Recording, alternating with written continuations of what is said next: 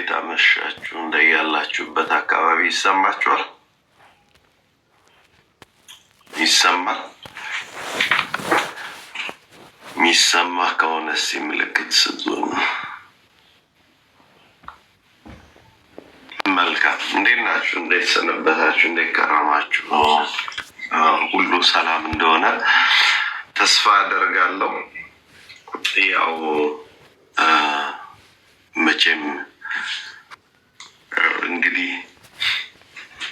በዚህ ሰሞን እንደምታዩት ከእረፍት አልባ ጉዞ እየተጓዝን ነው። ግን በጣም ደስ የሚለው እግዚአብሔር ይመስገን ብላችሁ እግዚአብሔርን ልናመሰግን የሚገባው ቤተ ክርስቲያን ናት፣ የጌታ ናት ቤተ ክርስቲያኒቱ እና ትዝብት ታዘባችሁ። ትክክለኛ እንግዲህ የምናወራው ስለ ፕሮቴስታንት ነው ዛሬ። በደንብ አድርጋችሁ እንድትሰሙ ይፈልጋሉ ኦርቶዶክሳውያን። ትክክለኛ የፕሮቴስታንት ማንነታቸው በዚህ ወቅት ነው የሚገለጠው። በቃ ቤተ ክርስቲያንን ምን ያህል እንደሚጠሏት፣ ቤተ ክርስቲያን ምን ያህል እንድትጠፋ እንደነሱ አዳራሽ እንድትሆን እንደሚፈልጉ ቤተ ክርስቲያኑ በቃ በተገኘው አጋጣሚ ቤተ ክርስቲያንን ለማንቋሸሽ፣ ቤተ ክርስቲያንን ለመጣል፣ ምዕመናንን ለማስደንገጥ በጣም እንትን እያሉ ነው። ለምንድን ነው እንደዚህ የሚሆኑት ሲባል በቃ እነሱ ያጡትን እኛም እንድናጣው፣ እነሱ የተበጣጠሱትን እኛም እንድንበጣጠስ፣ እነሱ የተጎዱበትን እኛም እንድንጎዳ ነው የሚፈልጉት። ለምን ሲባል ይህንን ነገር እነሱ የሚፈልጉት እኛን በዚህ አሸማቀው፣ እኛም በዚህ ምዕመናንን ከቤተ ክርስቲያን ለማስወጣት እንደዛ አይነት ነው ጉዟቸው እየፈለጉ ያሉት። ስለዚህ ምንድን ነው በዚህ ሰዓት መማር ያለብን? ምንድን ነው በዚህ ሰዓት መረዳት ያለብን? ምንድን ነው በዚህ ሰዓት ማወቅ ያለብን ብለን ስናስብ በዚህ ሰዓት ማወቅ ያለብን ቤተ ክርስቲያናችን ምን ያህል ልዩ ልዩ ልዩ ልዩ እንደሆነች ነው ማሰብ ያለባችሁ። ልብ በሉ። እኔን ጨምሮ ሁላችንም አውደ ምሕረት ላይ ስንቆም የምንቆምበት መንፈሳዊ አቅማችን ወይንም ደግሞ መንፈሳዊ ጉልበታችን ይለያያል እና ብዙ ጊዜ ምን ይከሰታል? ዳይጸ ልሳን ይከሰታል። ምን ይከሰታል? ልብ ብላችሁ ስሙ እስኪ፣ ኮመንት ላይ ጻፉ። ዳይጸ ልሳን ይከሰታል። ከምናገለግልበት የአገልግሎት ሁኔታ የተነሳ ዳይጸ ልሳን ይከሰታል። ስለዚህ በዚያ ጊዜ ለማስረዳት ስትሞክሩ ያሰባችሁት ነገርና ህዝቡ ጆሮ የሚደርሰው ነገር እኩል ላይሆን ይችላል። ዳይጸ ልሳን ማለት ድንገተኛ የአንደበት ስህተት ነው። ድንገተኛ እንጂ ከትምህርት ማነስ ከእንትን የሚመጣ አይደለም። ከትምህርት ማነስ ወይም ከእንትን አይደለም። ስለዚህ አሁን ብፁዕ አቡነ ገብርኤል፣ ብፁዕ አቡነ ሕዝቅኤል፣ ብፁዕ አቡነ እንድርያስ፣ የመነኩሴውን ስም ባላስታውስም እነዚህ አባቶች ለምሳሌ አቡነ ሕዝቅኤል ሆነ ብፁዕ አቡነ እንድርያስ ይሄ ቀረሽ የማይባሉ ሊቅ ናቸው። ግን ያብራሩበት መንገድ የፈሰሰው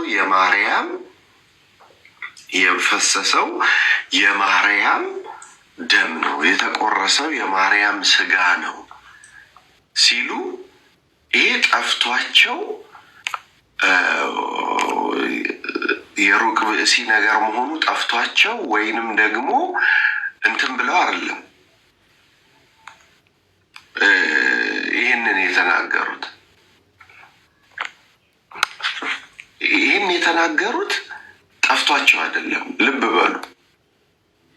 ይህን የተናገሩት እኛ አባት እንዳየነው አውደ ምሕረት ላይ ናቸው። አውደ ምሕረት ላይ ከሆኑ ምንድን ነው የሚሆነው ስንል የቃል ግድፈት ይፈጠራል። ልብ በሉ፣ የቃል ግድፈት ይፈጠራል። አሁን አባቶቻችን ቤተ ክርስቲያናችን ድንቅ ቤተ ክርስቲያን ስለሆነች መምህሩም ተማሪውም ሁሉም ሰው ከጌታ እግር በታች ስለሆነ እርግጠኛ ሆኜ የምነግራችሁ ልጆቼ ይህን ያልኩት እንዲህ ለማለት ፈልጌ ነው ብለው ዛሬ ወይ ነገ ወይ ተነገ ወዲያ ማስተካከያ ይሰጡበታል። ሞር ማብራሪያ ይሰጡበታል። ሞር ማብራሪያ ግን በዚህ አጋጣሚ ፕሮቴስታንቶችን ታዘቧቸው። ምን ያህል ቤተ ክርስቲያንን እንደሚጠሏት፣ ምን ያህል ቤተ ክርስቲያንን በዚህ አጋጣሚ ተጠቅመው ብለው የማያምኑበትን ልብ በሉ። በጥምቀት አያምኑ፣ በስጋው ደግሞ አያምኑ፣ በምንም ነገር አያምኑ። ነገር ግን እነሱ ቤት ሕግ ስለሌለ ማንም ማንን ማዘዝ ስለማይችል ማንንም ማዘዝ ስለማይችል ሕግ አልባ ስለሆኑ ሁሉም እንደፈለገው የፈለገውን ስለሚያደርግ ለስም መግለጫ ወጥተው ሊሰጡ ይችላሉ። ግን ምንም ያስቆሙት ነገር የለም። ለምሳሌ የቅርብ ጊዜ ትዝታ ብናነሳ እዩ ጩፋ በወታደር ታጀበ ሐዋሳ ላይ እንዲሆነለት አሉና አወጡ። ማነህ አንተ ነው ያላቸው። እኔ ይቅርታ በዚህ አጋጣሚ ቤካ ያረምኩበትን ቪዲዮ ገብተህ ስማው። ከዚህ በኋላ አትነግድም በዛ ትምህርት ማርያም ከሌለች የሚለው ሀሎተ እግዚአብሔርን ለማናገር አይደለም። ቤካ ኡኡ በልና ጩኸውን ግባና ኡኡ ብለህ ጩህ። ይኸው እነግርሃለሁ ያለነው ድንቅ ቤተ ክርስቲያን ውስጥ ስለሆነ ወይ ራሳችን እናርማለን ወይ ደግሞ አባቶቻችን ያርሙናል። እዚህ ማጨብጨብ፣ ማራገብ፣ ማናፈስ ማርያም ከሌለች ብለሃል አይሰራም። እኔ ያልኩት ሚስጥረ ስጋዌን ለመናገር ነበር። ቅድም እንዳልኩት ዳይጸ ልሳን እንደሆነ ትምህርቱም እንደሚመስል ያብራራውበትን ቪዲዮ ገብተይ።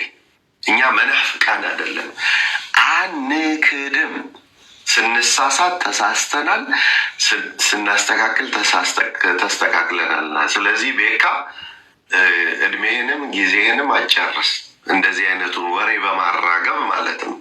ስለዚህ ገብተህ ቪዲዮውን ስማው፣ ሼር አድርጌልሃለሁ። እና እዩ ጩፋን ለማስቆም ሞከሩ፣ ግን አልቻሉም። ለምን? ሕግ የለውም ቤቱ። እንደውም አንድህም ምንም ማድረግ አትችልም ብሎ መጨረሻ አርፋችሁ የማትቀመጡ ከሆነ ምን አላቸው? የደም ብዛት ልኬ ልብህን ቀጥ ነው የማደርገው አላቸው። ማንን? ካውንስል ነው። ስለዚህ አትነግዱ። ካውንስል አለን፣ የአብያተ ክርስቲያናት ህብረት አለን፣ እንዲህ ያለን ብላችሁ ንግድ አቁሙ። ምንም የላችሁ። ምንም ተነስቶ ቢደነስ ሃፒ በርዝዴይ ለጂሰስ ተብሎ ኬክ ቢቆረስ፣ ወንበር ቢሰባብር፣ አንዱ ክፉ መንፈስ ይዞት እንደያዘው አረፋ ቢደፍቅ፣ ምን ቢያደርግ ምንም ማናችሁ ምንም ማምጣት አትችሉም። ሕግ የላችሁም። ሕግ አልባ ናችሁ። ያላችሁ አቅም አንድና አንድ ብቻ ነው። እሱም ምንድን ነው? ቤተ ክርስቲያን እግር ስር ወድቃችሁ ፍርፋሪ እንደሚጣልለት ከልብ የቤተ ክርስቲያንን ስህተት መፈለግ። ግን ስህተት አታገኙባት። ለምን? ቤተ ክርስቲያን በሰው ትምህርት አልተመሰረተች። ቤተ ክርስቲያን በሰው ትምህርት አልተመሰረተች። ጳጳስ ቢሳሳት፣ ዲያቆን ቢሳሳት፣ ፓትርያርክ ቢሳሳት፣ ክርስቶስ ስለማይሳሳት ምንም ልታመጡ አትችሉ። እንደገና ለሰራው ስህተት ደግሞ ያ ግለሰብ ኃላፊነት መውሰድ ካልቻለ ያ ግለሰብ ኃላፊነት ወስዶ ማስተካከል ካልቻለ አባቶች ይመክሩታል።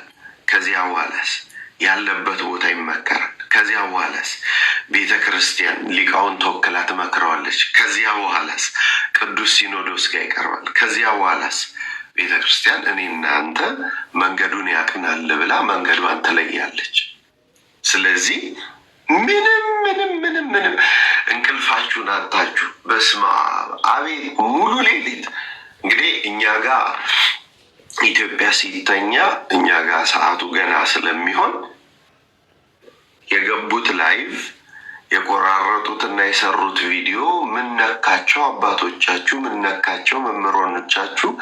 ይሄ ሁሉ ነገር የፕሮቴስታንትን ምቀኝነት ለማሳየት አንደኛ ኦርቶዶክሳውያን ይህን የምናስተላልፈው ለእናንተ ነው። ወንድሞችም አባቶችም ሁላችንም የምንደክመው ለእናንተ። ምንድን ነው የምታደርጉት? እነዚህ ሰዎች ምንድን ነው የሚፈልጉት? በተለይ በፕሮቴስታንት እምነት ላይ ፕሮቴስታንት ልክ ነው ለማለት እንሰራለን ብለው የተቀመጡ ሰዎች ምንድን ነው የሚፈልጉት ሲባል ማፍረስ። የመጀመሪያው ማፍረስ ነው። እውነትም ማሳወቅ አይደለም። ምንድን ነው የሚፈልጉት? ማፍረስ። ማትፈርሰዋን ነው ግን የሚሞክሩት። ደስ የሚለው ማትፈርሰዋን ነው ለማፍረስ የሚሞክሩት። ሁለተኛ በዚህ አጋጣሚ የዋ ምዕመናን ካሉ እነሱን አስደንግጦ ለማስበርገግ ነው። እስኪ ፕሮቴስታንት አንድ የፕሮቴስታንት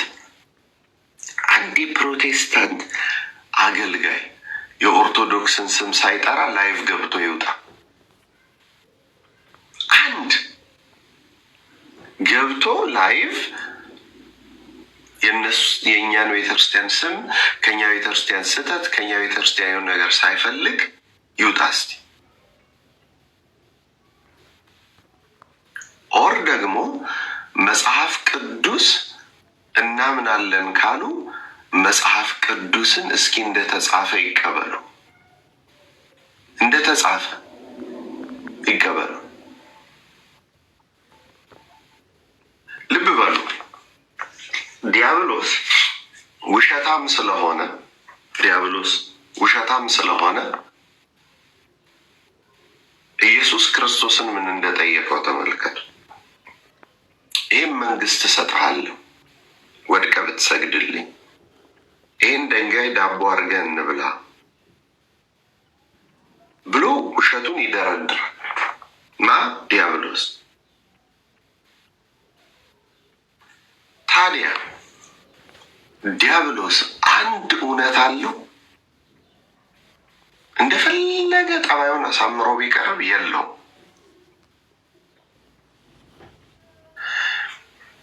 አሁን አንድ ፕሮቴስታንት አስገብተን ጥያቄ ብንጠይቃቸው መጽሐፍ ቅዱስ ታምናለህ ብንላቸው አዎ ብለው ሊናገሩ ይችላሉ። መጽሐፍ ቅዱስ ብቻ ሊሉ ይችላሉ።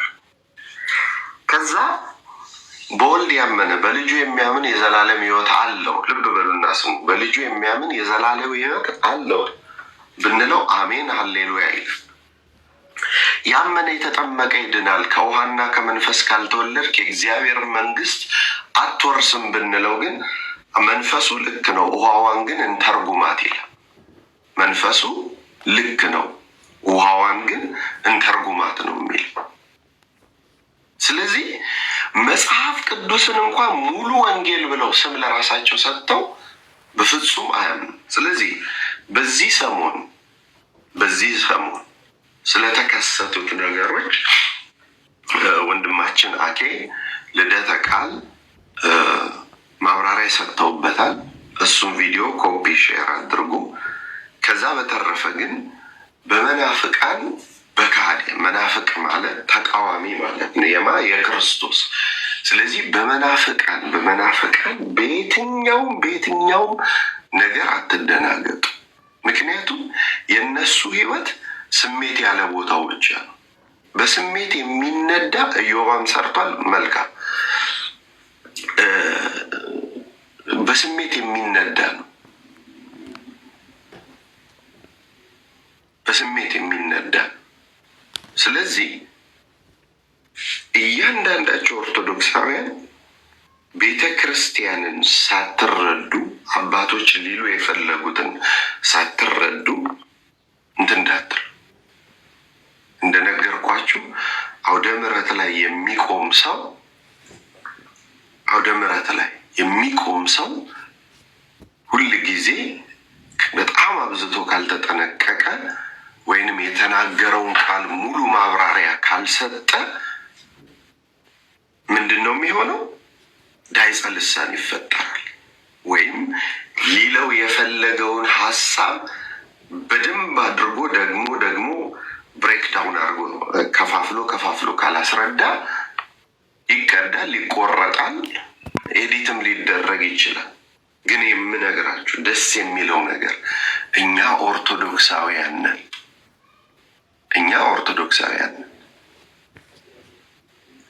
ጌታ ኢየሱስ ክርስቶስ ያስተማረን።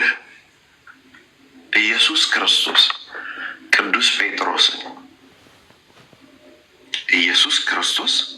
ጴጥሮስን አንተ ሰይጣን ሂድ ከወደ ኋላዬ የሰውን እንጂ እግዚአብሔርን አታስብም ብሏል አይደለም? የሰውን እንጂ እግዚአብሔርን አታስብም ብሎታል። ጴጥሮስ ኢየሱስ ክርስቶስን አላውቅህም ብሎታል። አሁን ልብ በሉ፣ በደንብ ስሙኝ። ዛሬ ዶሮ ሳይጮህ 3 ጊዜ ትክደኛለህ አለው ጴጥሮስ። አይ አለ። ከራሱ አልፎ እኔ ብቻ እነዚህ ሁሉ ቢክዱ እኔ ግን አልክድም አለ። ጌታ ግን ምን አለው? ትክደኛለህ አለው። ኢየሱስ ክርስቶስ የተናገረው ቃል ሁሌም ይፈጸማልና ተፈጸመ። ማን ያለው? ጌታ ያለው ተፈጸመ። ከዛ ጴጥሮስ ወጥቶ አለቀሰ። ጌታ ዞር ብሎ አየው።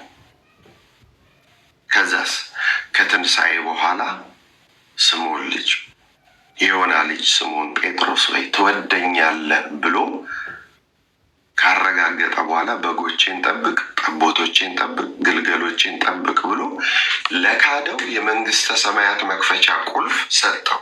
አንተ ያሰርከው በሰማይ የታሰረ ይሆናል፣ አንተ የፈታው በሰማይ የተፈታ ይሆናል ብሎ ስልጣን ሰጠው። እኛ የጌታ የኢየሱስ ክርስቶስ የደም ውጤት ነን። በወርቀ ደሙ ገዝቶናል። እንደገና የጴጥሮስ ተማሪዎች ነን። ጴጥሮስ ሲመለስ ጌታ ፊቱን መልሶለታል። አሁን የትኛው ነው የሚበልጠው? የትምህርት ስህተት ነው? ጌታን መካድ ነው? ጌታን የካደው ሁለተኛ እድል ከተሰጠው እግዚአብሔርን ነው የምላችሁ። ብፁዕ አቡነ ሕዝቅኤል ወይ ዛሬ ወይ ነገ ልጆቼ ብለው ማብራሪያ ይሰጣሉ። ግን ፕሮቴስታንት ሁል ጊዜ ከኛ ደጅ ላይ አይጠፉም። ወይ ራሳቸውን ችለው አይሄዱም፣ ወይ ራሳቸውን ችለው አይቆሙም፣ ወይ ደግሞ ትምህርታቸውን አያስተምሩም። ስለዚህ ምንድን ነው ያላቸው እድል? ዝም ብለው ቀኑን ሙሉ ዛሬ በኦርቶዶክስ ተዋሕዶ ቤተ ክርስቲያን ምን ስህተት ተሰራ፣ ማን የማይመስል ነገር ተናገረ፣ ማን እንትን አለ። እነሱ ቤት ግን ምንም ችግር የለም።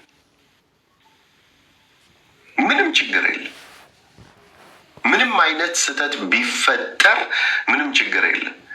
እነሱ የእኛን ገድሎች ያነባሉ። ለምን? ቢያንስ በእኛ ቤተ ክርስቲያን የተጋደሉ ቅዱሳን አሉ። ገድል ስለሌላቸው የግዴታ የሰው ነው ማንበብ ያለባቸው። የሰማዕት ስለሌላቸው ማንበብ የሚችሉት የእኛን ቤተ ክርስቲያን ሰማዕታት። ቅዱስ ስለሌላቸው ማንበብ የሚችሉት አንድ ነገር ብቻ ነው፣ የእኛን ቅዱሳን ታሪክ ነው። እሱንም ስህተት ለመፈለግ ስለዚህ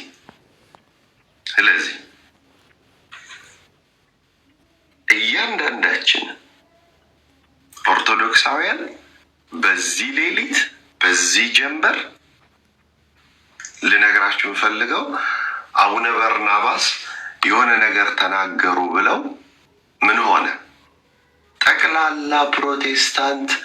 ጠቅላላ ፕሮቴስታንት የአቡነ በርናባስን ፎቶ ፕሮፋይል አደረጉ። ከዛ ወጡና ብፁዕ አቡነ በርናባስ ቅዱሳን በአጸደ ስጋ በአጸደ ነፍስ አያማልሉም የሚሉ ከኔ የገበሬ ሕይወት የተሻሉ አይደሉም፣ ምንም አልገባቸውም ብለው አንዴ ስለ ቅዱሳን ምልጃ ከሞቱ በኋላ እንደሚያማልዱ ሲናገሩ እንዳለ ፕሮፋይላቸውን አወረዱት። እንዳለ ብፁዕ አቡነ ገብርኤል እመቤታችን ቤዛ አትባልም ሲሉ ጠቅላላ ቀየሩ ፕሮፋይላቸው። ወጥተው ይቅርታ ሲሉ እንዳለ አወረዱት። ስለዚህ እነሱ ጋር ምንድን ነው ያለው? አንደኛ እኛ የምንሰብከው ወንጌል ብዙ ስለሆነ ብዙ ስራ ስላለብን ስለ እነሱ ማውራት አንፈልግም።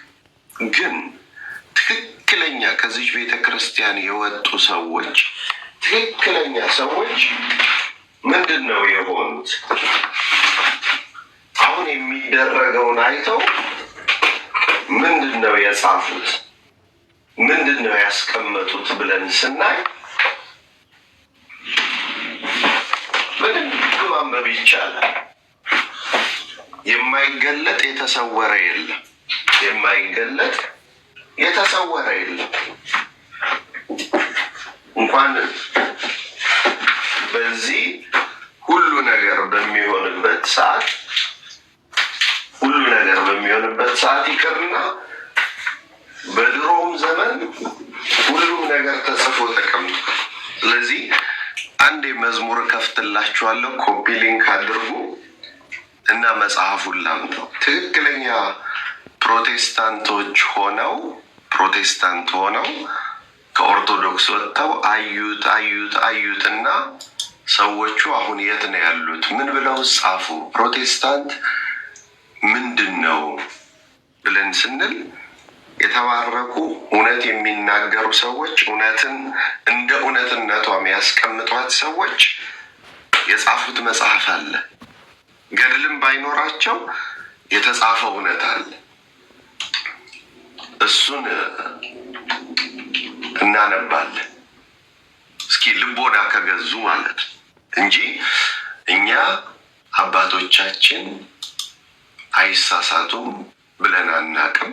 ሁላችንም እንስታለን። ነገር ግን በሳትን ጊዜ የሚያርሙን አባቶች እኛም ኃላፊነት ወስደን እናርማለን ራሳችንን። ፕሮቴስታንት ግን ከኦርቶዶክስ ራስ ላይ ማውራት ምንድን ነው? ፕሮቴስታንቲዝም በራሳቸው በእኛ አይደለም። እኛ እነሱ ቤት ሄደን ለመፈትፈት ወይንም ደግሞ እንትን ለማለት ሞክረን አናቅም። ሁሌ እነሱ ናቸው ወደ እኛ የሚመጡት እንጂ ግን ምንድን ነው በራሳቸው አንደበት ምን ሊሆን ይችላል? ምንድን ነው ማድረግ የሚቻለው ሲባል አለ። እኛ እንደነሱ እነሱ ቤት ገብተን ስለማንፈታፍት ነው። ግን እንደዚህ ገፍተው ከመጡ አንዳንድ ጊዜ መናገር ስለሚያስፈልግ ዝም ሲባሉ ድንበር ስለሚለቁ አንድ መጽሐፍ አነበላችኋል። ድንበር የለቀቀ ስሜት ይላል። ይሄ እንግዲህ በራሳቸው ዶክተር የተጻፈ ነው። በራሳቸው የተጻፈ ነው። ድንበር የለቀቀ ስሜት ይላል። ምንድን ነው ድንበር ያስለቀቀው ብለን ስንል፣ አንደኛ አምልኮ የላቸውም። እግዚአብሔርን ለማምለክ አይደለም የሚሰበሰቡት። እግዚአብሔርን ለማምለክ አይደለም። አንድ የሆነ ነቢይ ወይ ፓስተር ይነሳል፣ ሃሌሉያ ብሎ ያጭበረብራቸዋል። እዛ ገቡ። ከዛ በኋላ ስሜት ውስጥ ይከቷቸዋል። ስሜት ውስጥ ከተከተቱ በኋላ መዝለል፣ መጨፈር፣ መወራጨት እንጂ አንድም ቦታ አንድም ፕሮቴስታንት አምልኮ አይመጣም። ለዛ ነው ያቺ ልጅ ያን ጥያቄ የጠየቀቻቸው። ኦርቶዶክሳውያን ገብርኤልም ሄዱ፣ ማርያም ቤተክርስቲያን ሄዱ፣ ጊዮርጊስም ሄዱ። እግዚአብሔርን አምልከው በረጋ መንፈስ ተባርከው ይመጣሉ። እስቲ ወንበር የማይሰበርበት ጭፈራ የሌለበት አሳዩኝ ብላ እስካሁን አልመለሱላትም። ድምፅ አይሰማም? አሁንም አይሰማም?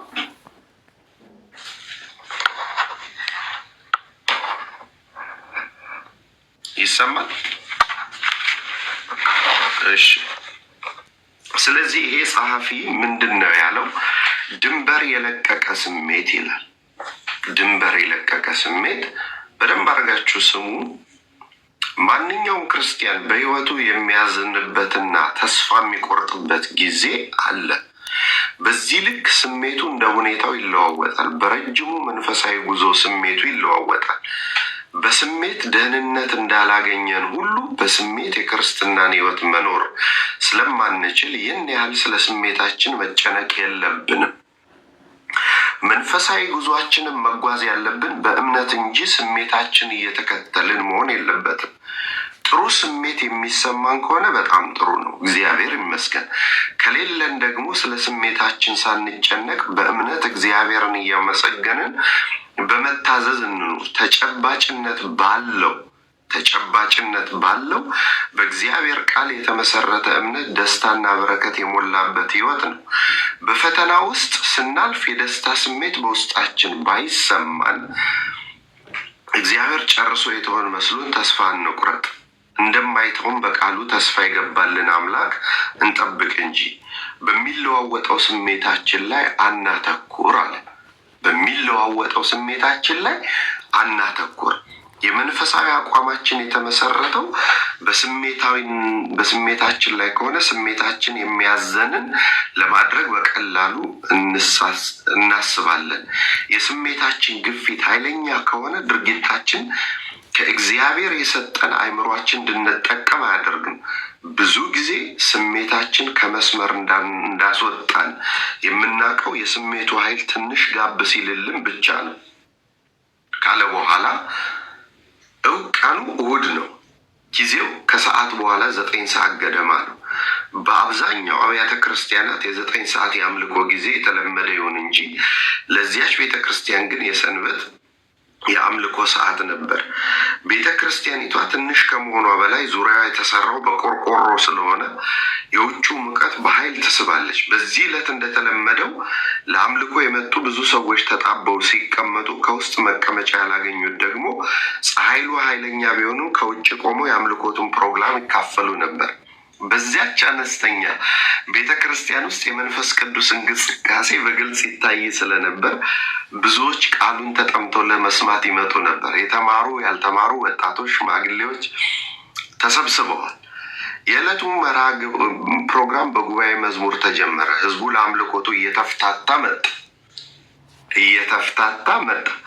የጉባኤ መዝሙር በማከታተል ከዚያ እንደ ዘመኑ አይሁድን እንጂ በዘመኑ የነበሩት መዘምራን ያዘጋጁትን መዝሙር በማከታተል አቀረቡ። የመንፈስ ቅዱስን መገኘት በግልጽ ሰባኪዋ ተነስተው በመንፈስ ቅዱስ ኃይል ተሞልተው የእግዚአብሔርን ቃል እየተነተኑ ያስተምሩ ጀመር። ሁለት አፎት ካለው የሚበልጠው የጌታን ቃል የብዙዎችን ልብ እየሰነጠቀ ይገባል። ብዙዎች ስሜታቸውን የሚቆጣጠሩ ባይሆን ኖሮ ሀሌሉያ እያሰኘ የሚያስጮህ ኃይለኛ ስብከት ነበረ። ስብከቱ ሲካሄድ አንዳንዶቹ በጸሎት መንፈስ ውስጥ እንገኝ ነበር። ቃሉ ለብዙዎች ሕያው የሆኑ ሰባኪያንም በጸሎታቸው እንድናግዘው ነበር ይልና ከተወሰነው ልዩ ስፍራ ከመጀመሪያው ረድፍ ላይ ስለነበረ በቀላሉ እንታይ ከመንፈስ ቅዱስ እንቅስቃሴ ከአየሩ ሙቀት ጋር ያቺ ቤተክርስቲያን ይሁን እንጂ ህዝቡ በትዕግስትና በጸጥታ ቃሉን ያደምጥ ነበረ። ስብከቱ ሲካሄድ ጓደኛዬ የተነበየው ትንቢት ልክ አልልም ብበሉ የጓደኛዬን ህይወት አለ ስብከቱ እየተካሄደ የጓደኛዬን ህይወት በቅርቡ አውቀዋለሁ። ግሩም መንፈሳዊ ህይወት ነበር። ወንድም የመንፈሳዊ ህይወት ጸሎት ህይወቱ ለአገልግሎት የነበረው ጥማት የተለየ ነው። ጓደኛዬ የተነበየው ትንቢት ልክ አይደለም አልልም። መልኩን አያጠራጥረኝ። የትንቢቱ ትክክለኛነት አሁንም ችግሩ ያለው ቦታው የገባውን ሰው የለቀቀ ስሜት ላይ ነበር። እግዚአብሔር መልክ ሲሰጠው ቁና መተንፈስ፣ ልብስ ማውለቅ፣ ስብከት ማቋረጥ አያስፈልግም። ቁና እየተነፈሰ ስብከቱን አቋረጠው። በስርዓቱ ስብከቱ ሲያልቅ ጊዜ ጠይቆ እግዚአብሔር የሰጠውን መልእክት ትንቢት ለህዝቡ ማስተላለፍ ይችል ነበር። ከሱ ጠቅላላ እድሜ 2 እጥፍ በክርስትና እምነት የኖሩ ታላላቆቹ ሲመሰክሩ ማዳመጥ ይገባው ነበር። የዚህ ሁሉ ችግር ምክንያት ወሰን የለቀቀው ስሜቱ ነው። እኔና ጓደኛዬ በስሜታችን ተፈንቅለን ወንበር ስር ተገለባበጥን። ጣራው እስኪሰነጠቅ ድረስ ጮኸን ካበቃም በኋላ ጋብ አለልን። በስሜታችን ያደረግነው ነገሮች ሁሉ አረፍንባቸው መሆናቸውን ተረዳን። ካለፈ በኋላ አንተ እንዲህ ያልሆንክም እየተባባልን ተሳሳቅን። ስሜት አልፈው ከመጡ በኋላ ያስቃል፣ ያሳፍራል። በወቅቱ ግን እንዳናይ አይናችንን አሳውሯል፣ እንዳንሰማ ጆሮአችን ይዘጋል፣ በተቀደሰው አእምሯችን እንዳናስብ አስተሳሰባችን ይቆለፋል ብሎ ጸሐፊው ይቀጥላል። ስለዚህ ይህም መጽሐፍ ስታነቡት ጠቅላላ የሚናገረው ፕሮቴስታንትነት ማለት ስሜት ያለ ቦታው ወይም ገደብ የለቀቀ ስሜት ማለት ሌላ ምንም የለው። ስሜት ያለ ቦታው ወይም ገደል የለቀቀ ስሜት ያለበት ቦታ መሆኑ። ይህ ጸሐፊ ይቀጥላል። በሌላ ወቅት ቀጠሮ ተሰጠንና ጎተራ ባለችው ቤተክርስቲያን ተሰበሰብን ይላል። የተሰበሰቡት ለምንድን ነው ሲባል ኢየሱስ በግድግዳ ላይ ሲሄድ ዛሬ ይታያል ተብለው። እዚህ ይህም መጽሐፍ ዝም ብለን ብናነበው የመጽሐፉ ራሱ ስሜት ያለ ቦታው ይላል። ስሜት ያለ ቦታው ይላል የመጽሐፉ ርዕስ። ጸሐፊው ዶክተር መለሰ ወጉ ነው። ይህንን ሰው ማን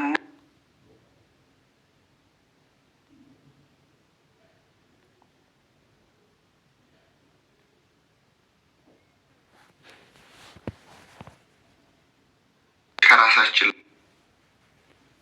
ላይ አይወርዱ። ታድሶ ሆነው ቢወጡ ቆብና ቀሚሱን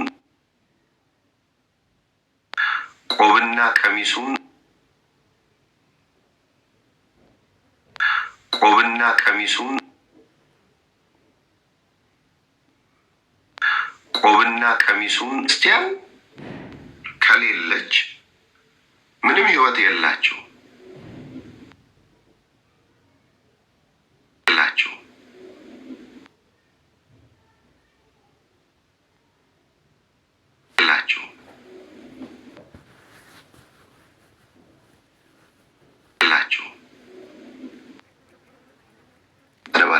አሁን ዮናታን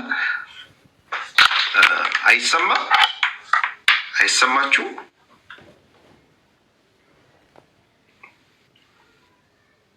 አይሰማም?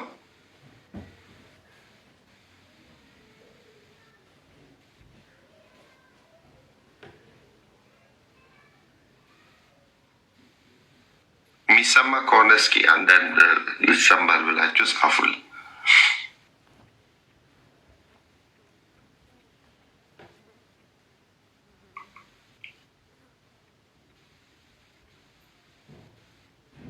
ይቆራረጣል። ኦኬ ምን እንደሆነ አላውቅም። እኔ ጋር ኔትወርኩም ጥሩ ነው። ቤት ነው ያለሁት፣ መንገድ ላይ እንኳን አይደለሁም። ግን እሺ መልካም ከተሰማችሁ ፕሮቴስታንት በስነ ስርዓት ያስካዱት እኔ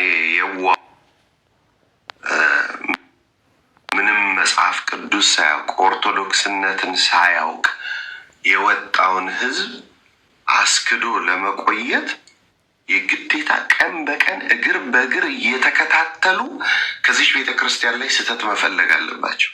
አለበለዚያስ ህዝቡ ቤተ ክርስቲያኒቷን ያውቃል። ህዝቡ ቤተ ክርስቲያኒቷን ያውቃል፣ ስራው ይመለሳል ማለት። ያንን ለማድረግ ግን ልብ በሉ፣ የሆነች ነገር እኛ ቤት ኮሽ ሲል ልብ በሉ። እንደውም እሱን ቪዲዮ ማሳየት አለን። ቲክቶክ ላይ ያሉት ናቸው አሁን ያልገባቸው ብሎ ተመልከቱ። ስለዚህ ጳጳሳቱንም እነዚህ ፍልሰታ እንኳን የማያስቀድሱ አለ ቤተ ክርስቲያኒቱ አትል። ቲክቶክ ላይ የተቀመጡት ወንድሞችና አባቶች ራስ ምታት ሆነውባቸዋል ማለት ነው። በደንብ ነው የሚከታተሉት። ምንድን ነው የሚከታተሉት? ቤተ ክርስቲያኒቱ ስህተት ለነሱ ህዝቡን ማጭበርበሪያ። የትኛውም ፕሮቴስታንት ጋር ሄዱ ርዕስ ይዞ የሚያስተምር ፓስተር የለም። 5 ደቂቃ ምንድን ነው የሚሆነው? ቶሎ ብለው እችን ቤተ ክርስቲያን ወደ መስደብ ቶሎ ብለው ይሄ አሜኑን ሀሌሉያ እንደ ሀረር ጫቃሚ አሜን ሲያስብሏቸው ይውላሉ። አሜን ሲያስብሏቸው ጸሎት ጊዜ የለም፣ ምን የለም። ስለዚህ በዚህ ሰሞን በተፈጠረው ነገር ያው እግዚአብሔርን ነው የምላችሁ፣ ብፁዕ አቡነ ሕዝቅኤል ማብራሪያ ይሰጡበታል። እርግጠኛ ሆኜ የምላችሁ በስነ ስርዓት ማብራሪያ ይሰጡበታል። ግን ለሚያልፍ ቀን ፕሮቴስታንቶች የማያልፍ ስህተት ሰራችሁ እና ህዝበ ክርስቲያንን የክርስቶስን ህዝብ እንደምትጠሉ አሳወቃችሁ በገሃድ። ምን ያህል ጥላቻ፣ ምን ያህል ምቀኝነት፣ ምን ያህል ቤተ ክርስቲያን እንደናንተ ብጥስጥሷ እንዲወጣ እንደምትፈልጉ በዚህ ሰሞን አየናችሁ። በስነ ስርዓት ታያችሁ። ሰው እንቅልፉን አጥቶ ሌሊትና ቀን ቁጭ ብሎ ይህን አይሰራም። ክርስቲያን ይህን አያደርግም። በሰው ውድቀት አይደሰትም፣ ክርስቶስን የሚያምን ሰው። ስለዚህ ሁላችሁም ህዝበ ክርስቲያኖች ቤተ ክርስቲያናችን እግዚአብሔር በሚያውቀው ምንም እንከን የላት የጌታ ቤተ ክርስቲያን። ስለዚህ ትምህርታችን በሰው ላይ ስላልተመሰረተ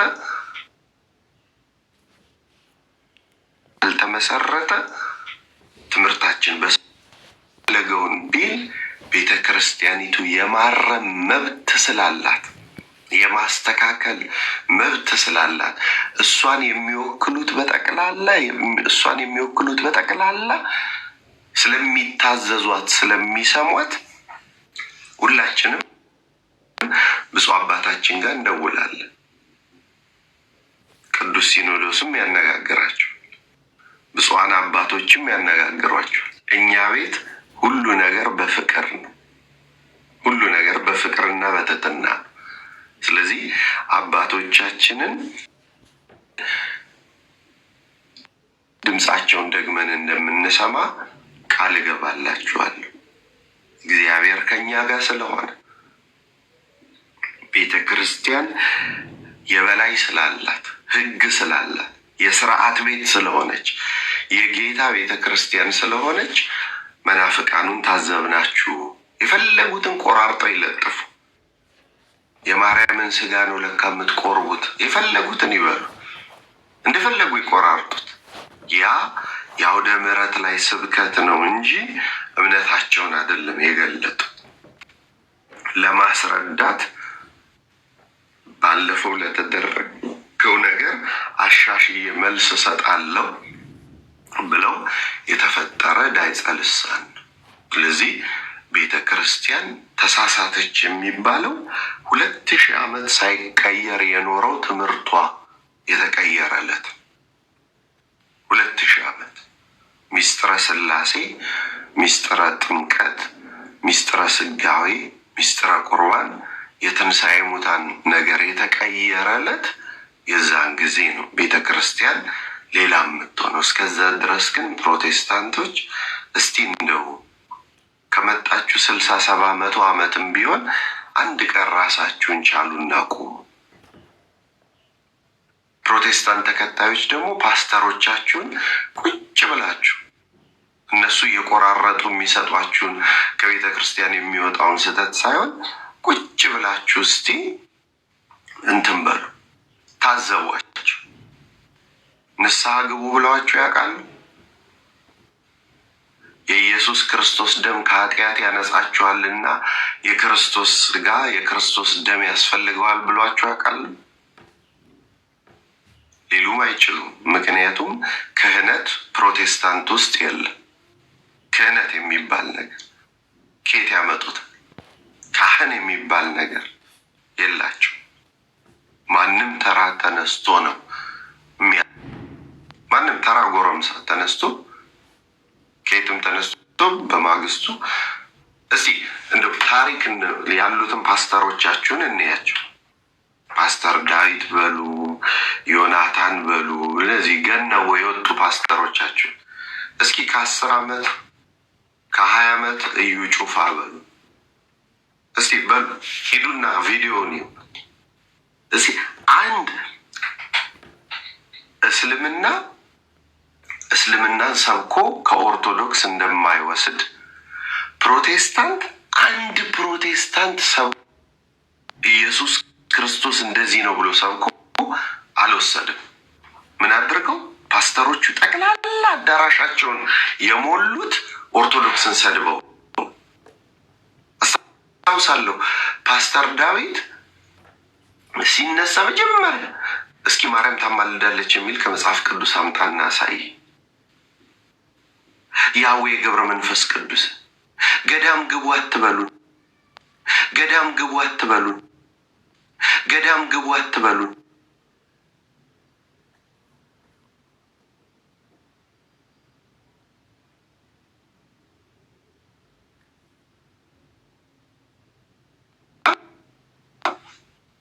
የእንጅል ህዝብ ሰበሰበና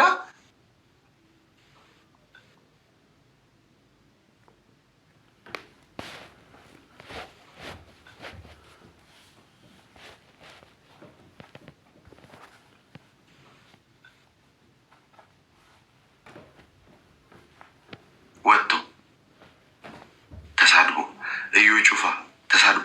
እስቲ ቤተ ክርስቲያንን ሳይሰድብ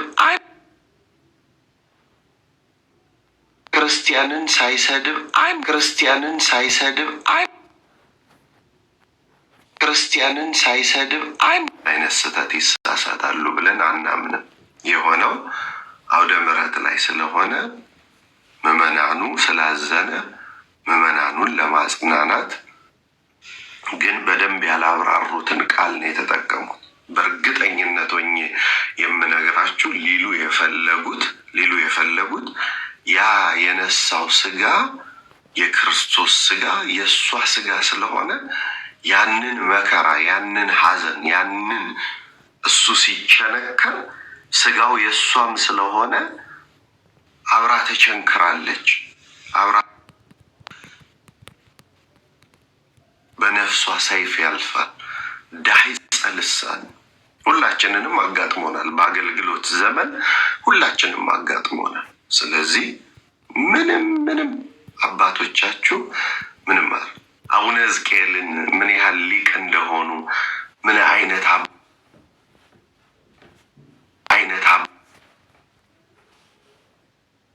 አቁ ትገረማላችሁ።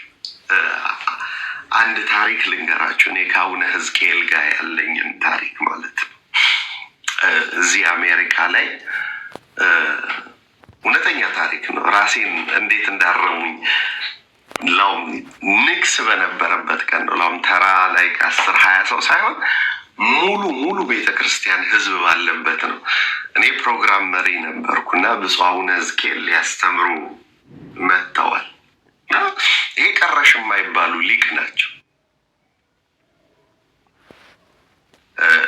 ይሄ ቀረሽ የማይባሉ ሊቅ ናቸው አቡነ ሕዝቅኤል እና ከዛ በኋላ የምናገለግልባት ቤተክርስቲያን የራሱ ቦታ አልነበረውም እና በጣም የሚገርም ቦታ ነው። በጣም በብፁዕ አቡነ ገብርኤል ነው የተመሰረተው። በጣም ደስ የሚል ቦታ፣ ጥሩ ህዝብ፣ ደግ ህዝብ ያለበት ቦታ ነው እና ንግስ ነበረ። በፕሮግራም እንትን ምራ አሉኝ እና ፕሮግራም እየመራው ታሪክ መናገር ፈለኩ። ያ ቦታ ላይ ምን አይነት ታሪክ ተፈጠረ? ቦታዋ ስትመሰረት የሆነ የመዋዕለ ሕፃናት ትምህርት ቤት ውስጥ ነው የተመሰረተችው እና ለጊዜው ያን ቦታ እየተከራዩ ነው ያገለገሉት። ከዛ በኋላ ወደ ኤሌመንታሪ ስኩል፣ ከዛ በኋላ ወደ ሃይ ስኩል፣ ከዛ በኋላ ያኔ ንግሱ የተደረገበት ደግሞ ኮሚኒቲ ኮሌጅ ነበር። እዛ ኮሚኒቲ ኮሌጅ ውስጥ ንግሱ እየተካሄደ በሉ እንግዲህ አይ ቲንክ እመቤታችን ልብ ብላችሁ ስሙ እንግዲህ ዳይጸ ልሳን ምን ያህል እንደሚያጋጥም እና የሚሰማው ሰው ነው ዳይጸ ልሳን መሆኑን የሚነግረን እና እመቤታችን እንግዲህ እኔ ያልኩት ደብሩን ነው ልል የፈለግኩት እንጂ አክቹዋሊ እመቤታችን በቃ ልደታ ቤተክርስቲያን ደብሩ አሁን ኮሌጅ ገብታለች፣ ትመረቃለች። ከዚህ በኋላ በራሷ ቤት ነው ንግሱን የምናካሄደው። ይሰማችኋል አይደል? በራሷ ቤት ነው ንግሱን የምናካሄደው ብዬ ለመናገር አሁን እመቤታችን ከዚህ በኋላ ኮሌጅ ገብታለች፣ ተመረቃ ነው የምትወጣው። የሚቀጥለው ዓመት የምናከብረው ራሳችን ገዝተን ነው ብዬ ተናገርኩ። ከዛ ብፁዕ አቡነ ሕዝቅኤል ተራቸው ደርሶ እንትን ሲል ዲያቆን እንደው የተናገሯት ነገር ማስተካከያ አላት። እመቤታችን ልትመረቅ ነው አሉ ዲያቆን። ይሄ ተሳስተዋል። እመቤታችን ኮሌጅ ውስጥ ዛሬ ታቦቷ የከበረው ተማሪዎቹን ልትመርቅ መጥታ ነው እንጂ እሷማ የተመረቀች ናት ብለው አረሙ። እንግዲህ አሁን እኔ በቃ ዲያቆን ነኝ ቴዎሎጂ ገብቻል እንዲህ ብያለሁ ብዬ ብኮፈስ የዛለት ተቀይሜያቸው ወጣል። ግን ልክ እንትን ሲሉ ሄጄ ሰው እያየ ጉልበታቸውን ሳምኩኝ እና ብፁዕ አባታችን እግዚአብሔር ይስጥልን አባት ያሳጣን ብለን ማለት ነው። ስለዚህ የኛ አባቶች እንደዚህ ናቸው። አሁን ምናልባት ወንድሞች ቪዲዮ ስለሰሩ ምናምን አትደናገጡ። ወንድሞች ልክ አድርገዋል። ብፁዕ አባታችን ብለው አክብረው ነው እንትን ያሉትና እመኑኝ ሁሉም ያልቀው በፍቅርና በትህትና ነው እኛ ቤት እንጂ እንደ እዩ ጩፋ ካውንስሉ ሲናገረው ደም ብዛት ልኬብህ ልብህን ነው የማፈርሰው ልብህን ቀጥ አደርጋለሁ ብሎ አንደነፋም ወደ አባቶቻችን ላይ።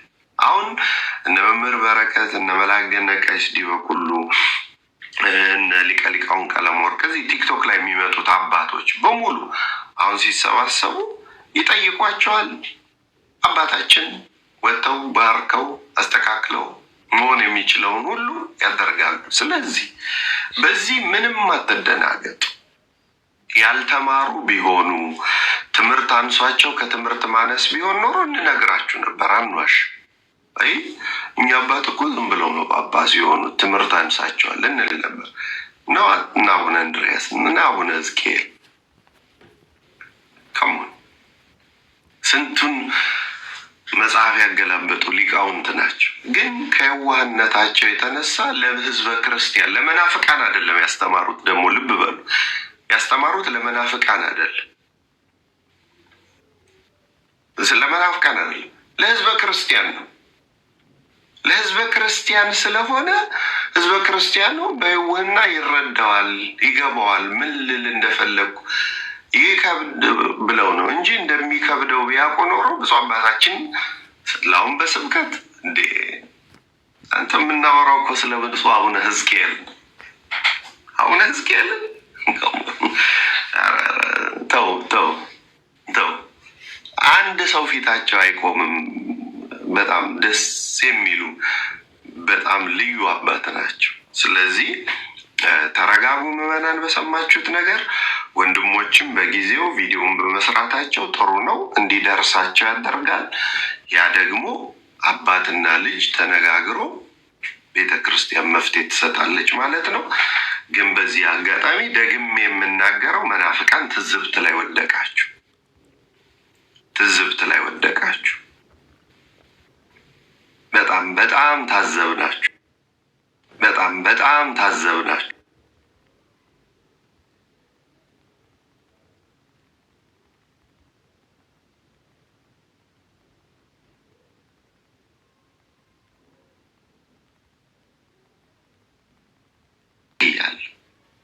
የዓለም ቤዛ አይደለም የሚል ትምህርት እያለ በቃ በቃ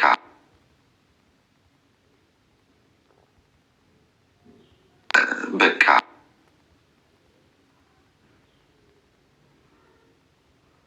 በቃ ይህን ቆራርጣችሁ ለጥፉ። ሙለታንና ሙለታን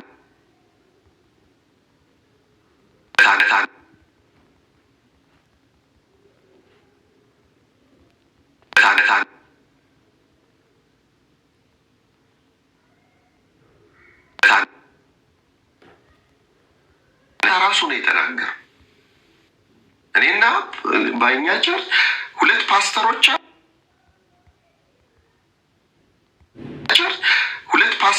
የቀጠለው ሳምንት እንግዲህ ተመልከቱ፣ አንድ ቦታ ላይ ቆሞ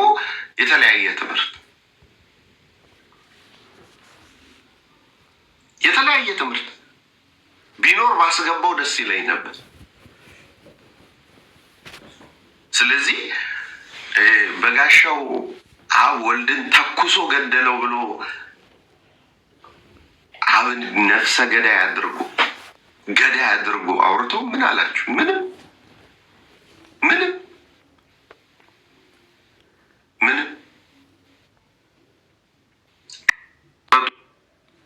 ሰዎች ነው። ምንም ሶስት መለኮት ብሎ አስተምረው ምንም ኤፍሬም ፈቃድ ሶስት ፈቃድ አለ ብሎ አስተምረው ምንም። ስለዚህ ትዝብት ላይ ወደቃችሁ ፕሮቴስታንቶች፣ ትዝብት ላይ ነው የወደቃችሁት።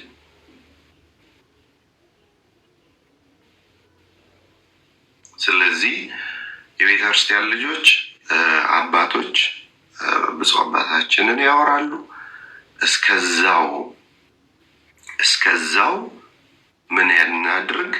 በጸሎት በደስታ ኑ በሩ ብርሃኑ ተመላለሱ እያላችሁ ቢያስፈልግ አባቶቻችንን እያረማችሁ እያስተካከላችሁ አይሆን አባቶቻችን ምላሽ እስኪሰጡ ድረስ በቂ ቪዲዮዎች ተሰርተዋል፣ በቂ ነገሮች ተላልፈዋል።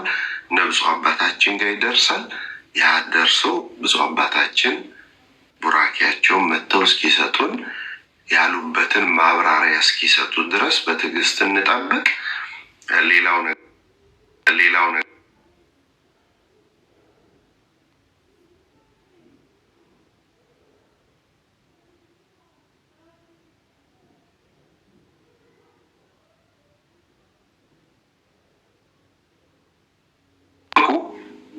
እንግዲህ ቆራርጣችሁ ቪዲዮ የምትለጥፉ ሰዎች እስኪ ይህንንም ቆራርጣችሁ ለጥፉ። ለፕሮቴስታንቶች ስሜት ያለ ቦታው የሆነ ህይወታችሁን አምልኮ ነው፣ ጌታን እያመለክን ነው ብላችሁ እንደሚነፋ ፊኛ የምትወጣጠሩበትን ወንበር ሰር የምትወድቁበትን ዛር እንዳለው የምታጓሩበትን የማይተረጎም የምትናገሩበትን ያን ቤት አስተካክሉና እንትን በሉ።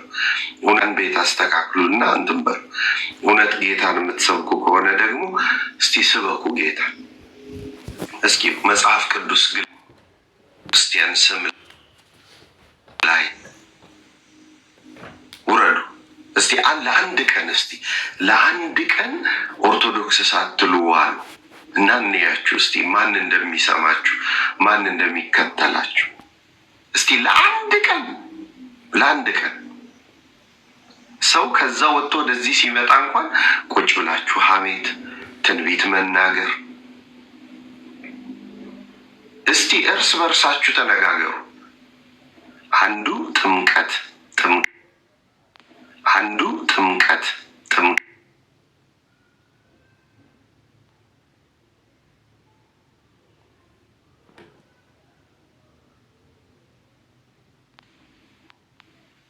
ኢየሱስ ክርስቶስ ለዓለም አልሞተም። ኢየሱስ ክርስቶስ ለዓለም ነው የሞተው። እስቲ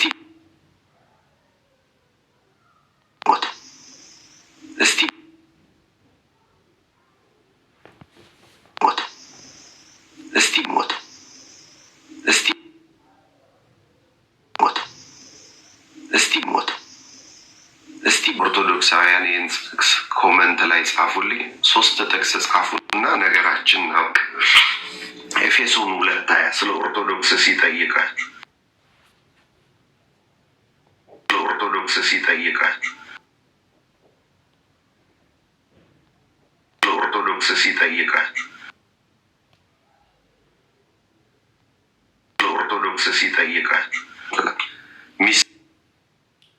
ሚሰማ ከሆነ ኤፌሶን 2:20 ላይ ጻፉ። 2:20 ላይ ጻፉ። 2:20 ላይ ጻፉ። ቅዱስ ጳውሎስ ነው ይህንን መልእክት የጻፈው። እንግዲህ የጌታ እውነተኛ ምርጥ ዕቃ የሆነው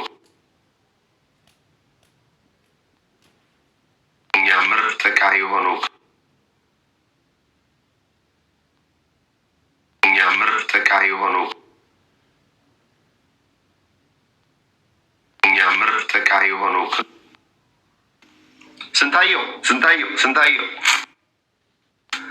ማርያም ከሌለች ኢየሱስ የለም። አሁንም ዘንድሮም እሱ ላይ ነህ። ይቅርታ እኮ ጠየቅኩበት፣ አስተካከልኩት እኮ። ሂድና ግባና ቪዲዮ የቤተ ክርስቲያን ልጅ ነኝ፣ መናፍቅ አይደለሁ። አርማለሁ፣ አስተካክላለሁ። ስንታየው አትድከም፣ ሂድና እዛ ቪዲዮን ስማው።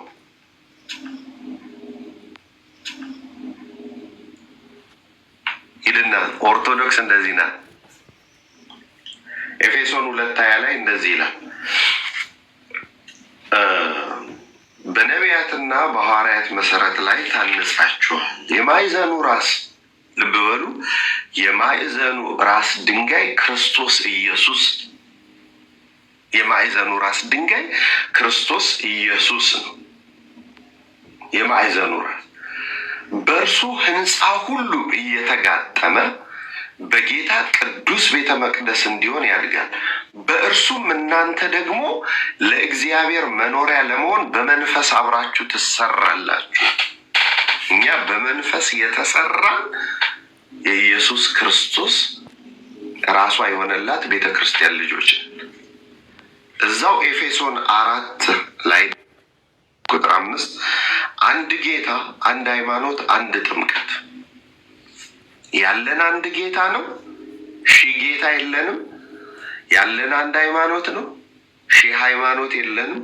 ያለን አንድ ጥምቀት ነው፣ ኃጢአት የሚሰረይባት።